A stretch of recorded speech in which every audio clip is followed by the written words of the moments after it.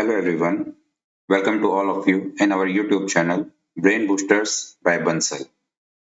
आज हम अपनी वीडियो में बात करेंगे इनकम टैक्स के एक नए सेक्शन के बारे में जो लास्ट ईयर बजट 2023 में इंट्रोड्यूस किया गया था। ये सेक्शन है section 43B sub section H of income tax act. ये सेक्शन बात करता है एमएसएमई सप्लायर्स को की जाने वाली पेमेंट्स के बारे में कि उन सप्लायर्स को पेमेंट किस पीरियड में की जाती है, तो उसके अकॉर्डिंग वो एक्सपेंस कब अलाउड होगा और कब डिसअलाउड होगा। तो आइए जानते हैं इस सेक्शन के बारे में।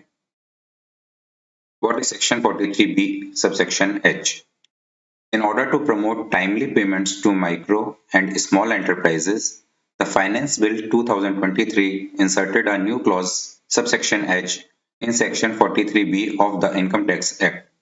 Means micro and small enterprises की टाइमली पेमेंट्स को इस प्रोसेस को प्रमोट करने के लिए गवर्नमेंट ने फाइनेंस बिल 2023 के थ्रू एक नया सेक्शन इंट्रोड्यूस किया, ऐड किया है section 43B income tax act में।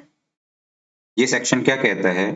As per section 43B sub section H, any sum payable by the SSC to a micro और small enterprise beyond the time limit specified in section 15 of the Micro, Small and Medium Enterprises Development Act 2006 shall be allowed as deduction only on actual payment।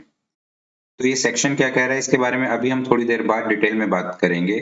फिलहाल अभी जो हमने section पढ़ा इसमें हमें दो चीजें दिखी, एक कि माइक्रो और स्मॉल एंटरप्राइजेस के बारे में यहाँ बात हो रही है और एक सेक्शन 15 के बारे में भी बात हो रही है। तो सबसे पहले हम जानते हैं कि ये दोनों चीजें होती क्या हैं। What is micro or small enterprise? Micro, small and medium enterprises in India are defined by the Government of India based on their investment in plant and machinery or equipment। कोई भी बिजनेस, कोई भी enterprise plant and machinery में कितनी investment करता है या equipments में कितनी इन्वेस्टमेंट करता है, उसके बेसिस पर गवर्नमेंट ऑफ इंडिया उनकी कैटेगरी डिफाइन करती है कि वो माइक्रो इंडस्ट्री है, स्मॉल है या मीडियम है। Categorization of micro and small enterprises is as follows. तो देखते हैं माइक्रो क्या होती है। Investment in plant and machinery और equipment not more than ₹1 crore and annual turnover not more than ₹5 crore. Means जिन एंटरप्राइजेज ने प्लांट एंड मशीनरी या इक्विपमेंट में लेस देन 1 करोड़ और इक्वल टू 1 करोड़ इन्वेस्ट कर रखा है और उनकी एनुअल टर्नओवर भी अप टू 5 करोड़ है, वो कैटेगराइज होती हैं माइक्रो एंटरप्राइजेस की तरीके से। सेकंड आता है कि अगर उससे ज्यादा किसी ने कर रखा है, मींस 1 करोड़ से 10 करोड़ तक की इन्वेस्टमेंट अगर किसी ने की हुई है प्लांट एंड मशीनरी या इक्विपमेंट में एंड उनकी एनुअल टर्नओवर अगर है more than 50 crore, sorry up to 50 crore, तो वो स्मॉल एंटरप्राइजेस होती हैं। और इस कैटेगरी के बाद की जो कैटेगरीज होती हैं, मींस अगर किसी ने 10 करोड़ से ज्यादा इन्वेस्ट कर रखा है या 50 करोड़ से ज्यादा किसी की टर्नओवर है, तो वो हो जाती हैं मीडियम एंटरप्राइजेस। अभी हम यहाँ मीडियम एंटरप्राइजेस की बात इसलिए नहीं कर रहे क्योंकि मीडियम एंटरप्राइजेस उस सेक्शन में गवर्नमेंट ने कवर नहीं किया है, उसकी बात गवर्नमेंट ने नहीं किया जो नया सेक्शन इंट्रोड्यूस किया गया है। गवर्नमेंट यहाँ सिर्फ माइक्रो और स्मॉल की बात कर रही है। What is section 15 of MSMED Act? Means section 15 क्या होता है? As per this section, buyer is liable to make payment to the MSME supplier within a period of 15 days if there is no written agreement or a maximum period of 45 days when written agreement is there। Means अगर कोई buyer किसी MSME supplier से goods या services लेता है तो उसे उसकी पेमेंट एक लिमिटेड पीरियड में करनी होती है एज पर MSMED एक्ट। अगर बायर और सप्लायर के बीच कोई रिटर्न एग्रीमेंट है तो उस रिटर्न एग्रीमेंट में जितने भी डेज लिखे हैं उतने डेज में पेमेंट करनी होगी, बट वो डेज भी, वो एग्रीमेंट भी मैक्सिमम 45 डेज के लिए ही हो सकता है। एंड अगर ऐसा कोई रिटर्न एग्रीमेंट नहीं है तो 15 डेज में पेमेंट करनी होगी। Means with agreement maximum 45 days, without agreement up to 15 days. अब हम वापस अपने सेक्शन पे आते हैं। तो हमारा सेक्शन कह रहा था any sum payable by the SSC. यहाँ एसएससी बायर के लिए यूज किया गया है। Any sum payable by the SSC to a micro और small enterprise beyond the time limit specified in section 15। Means अगर कोई भी बायर किसी एमएसएमई सप्लायर को पेमेंट करता है, सिर्फ माइक्रो और स्मॉल, मीडियम की बात यहाँ नहीं हो रही, कोई भी बायर किसी माइक्रो या स्मॉल एंटरप्राइज को पेमेंट करता है beyond the time limit specified in section 15। Section 15 में क्या टाइम लिमिट दी गई है? 15 या 45 डेज। मीन्स अगर किसी एमएसएमई सप्लायर को 15 डेज या 45 डेज के बाद पेमेंट की जाती है, then it shall be allowed as deduction only on actual payment। Means ये इनकम टैक्स एक्ट के अकॉर्डिंग उस ईयर में अलाउ की जाएगी एज ए डिडक्शन जिस ईयर में पेमेंट की गई है, ना कि जिस ईयर का एक्सपेंस है। इसको हम थोड़ा सा और सिंपल वर्ड्स में समझते हैं। यहाँ देखिए, if payment is made to MSME supplier within 15 days और 45 days, the expense is allowed in the year of expense.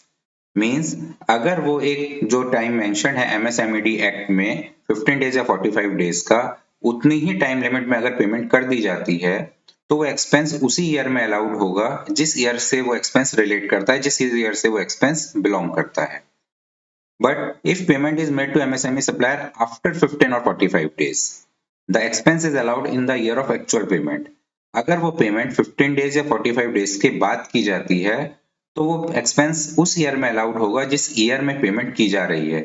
उस टाइम पे इनकम टैक्स एक्ट इस बात से रेलेवेंस नहीं रखेगा कि वो एक्सपेंस किस ईयर से बिलोंग करता है, वो सिर्फ एक्चुअल पेमेंट का ईयर कंसीडर करेगा।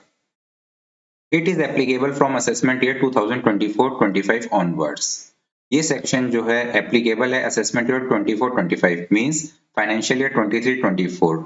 इट मींस अभी जो ईयर चल रहा है, अब 31 मार्च 24 को जब ये ईयर क्लोज होगा, इस ईयर की जब आईटीआर्स फाइल होंगी, टैक्स ऑडिट होगा, उस टाइम पर इस सेक्शन को कंसीडर किया जाएगा और इसी के अकॉर्डिंग आपकी इनकम कंप्यूट की जाएगी as for the purpose of income tax.